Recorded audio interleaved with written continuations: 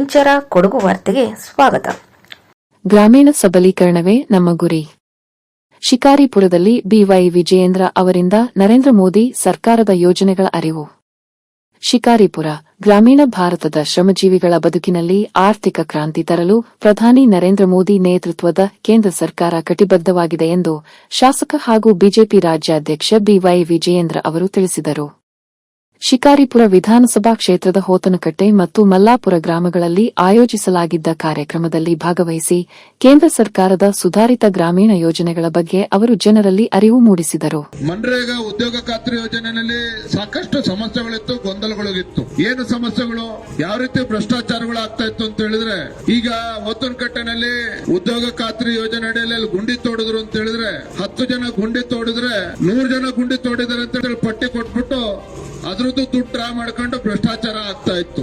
ಆಯ್ತು, ಯಾರು ಪ್ರಾಮಾಣಿಕ ಕೆಲಸ ಮಾಡಿದ್ದಾರೆ ಅವ್ರಿಗೆ ದುಡ್ಡು ತಕ್ಷಣ ಬರ್ತಾ ಇತ್ತ. 3 ತಿಂಗಳು 4 ತಿಂಗಳು 5 ತಿಂಗಳಾದ್ರೂ ಕೂಡ ಹಣ ಬರ್ತಾ ಇರಲಿಲ್ಲ. ಪಾಪ ಬಡವರಿಗೆ ತೊಂದರೆ ಆಗ್ತಾ ಇತ್ತು. ಕೇವಲ 175 ರೂಪಾಯಿ ಕೊಡ್ತಾ ಇದ್ರು ದಿನ ಕೂಲಿ ನಮಗೆ. ಈ ರೀತಿ ಬೇರೆ ಬೇರೆ ರೀತಿ ಸಮಸ್ಯೆಗಳಿತ್ತು.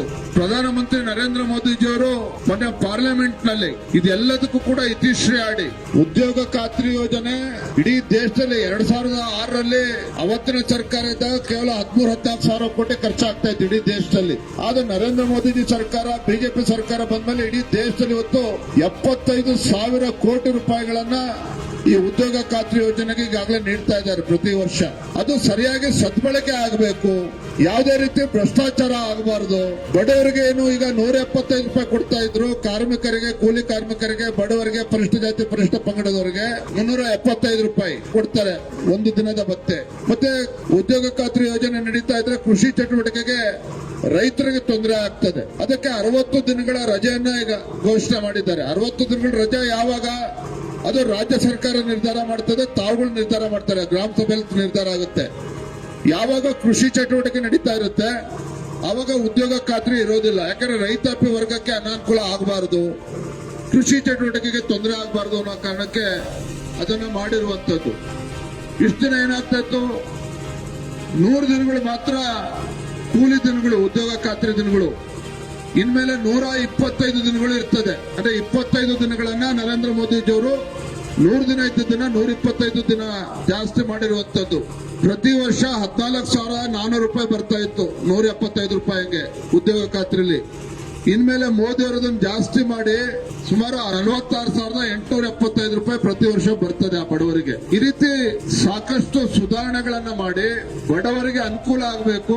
ಕೇವಲ ಗುಂಡಿ ಮುಚ್ಚೆ ಗುಂಡಿ ತೆಗೆದೆ ಮಾಡಿ ಬರೀ ಹಣ ಪೋಲ್ ಆಗಬಾರ್ದು, ಭ್ರಷ್ಟಾಚಾರ ಆಗಬಾರ್ದು. ಆ ಏನ್ ಹಣ ಬರ್ತದೆ ಗ್ರಾಮ ಸಭೆನಲ್ಲಿ ನೀವು ಏನ್ ತೀರ್ಮಾನ ಮಾಡ್ತೀರಿ, ಯಾಕಂದ್ರೆ ಸಾಕಷ್ಟು ಅಪಪ್ರಚಾರ ನಡೀತಾ ಇದೆ. ಇಲ್ಲ, ಇನ್ಮೇಲೆ ಏನೇ ನಮ್ಮ ಗ್ರಾಮ ಪಂಚಾಯತ್ ಏನ್ ಕೆಲಸ ಆಗ್ಬೇಕು ಉದ್ಯೋಗ ಖಾತ್ರಿ ಅಡಿಯಲ್ಲಿ ದೆಹಲಿನಲ್ಲಿ ತೀರ್ಮಾನ ಮಾಡಬೇಕು ಅಂತೇಳಿ ಅದು ಯಾವ್ದು ಅಲ್ಲ, ಅದು ಯಾವ್ದು ಸತ್ಯ ಅಲ್ಲ. ಗ್ರಾಮ ಸಭೆಗಳಲ್ಲೇ ತೀರ್ಮಾನ ಆಗ್ತದೆ. ಆದ್ರೆ ಬರೀ ಗುಂಡಿ ಮುಚ್ಚೋದು, ಗುಂಡಿ ತೆಗೆಯೋದನ್ನ ಬದಿಗಿಟ್ಟು ನಾವು ಅಂಗನವಾಡಿ ಕೇಂದ್ರದಲ್ಲಿ ಏನಾರ ಕೆಲಸ ಆಗ್ಬೇಕು, ಕೆರೆ ಕಟ್ಟೆ ಸರಿ ಮಾಡ್ಕೋಬೇಕು, ದೇವಸ್ಥಾನದ ಏನಾರ ಕೆಲಸ ಇದೆ, ಇದನ್ನ ಗ್ರಾಮ ಸಭೆ ಏನ್ ತೀರ್ಮಾನ ಮಾಡುತ್ತೆ ಅದ್ರ ಪ್ರಕಾರ ನಾವು ಆ ಉದ್ಯೋಗ ಖಾತ್ರಿ ಅಡಿಯಲ್ಲಿ ಕೆಲಸ ಮಾಡಬಹುದು. ಮತ್ತೆ ಎಲ್ಲದೂ ಕೂಡ ಪಾರದರ್ಶಕವಾಗಿರ್ತದೆ.